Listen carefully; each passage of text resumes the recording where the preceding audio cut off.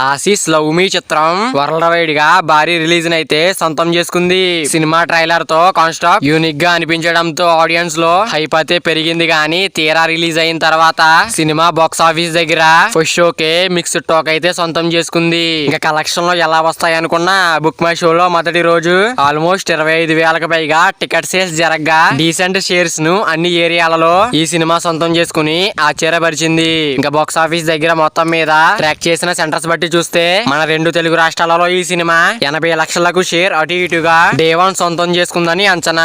World wide గా 95 లక్షల వరకు ఈ సినిమా షేర్ ను సాధించిందని ట్రేడ్ అయితే అంటుంది. వరల్డ్ వైడ్ గ్రాస్ 2 కోట్ల రేంజ్ దాకా ఉంటుందని అంచనా వెయ్యవచ్చు. ఓవరాల్ గా సినిమాకి మొదటి రోజు మంచి హైప్ అయితే ఉంది. వాల్యూ బ్రేక్ ఈవెన్ టార్గెట్ 6 కోట్ల రేంజ్ దాకా ఉంటుందని అంచనా.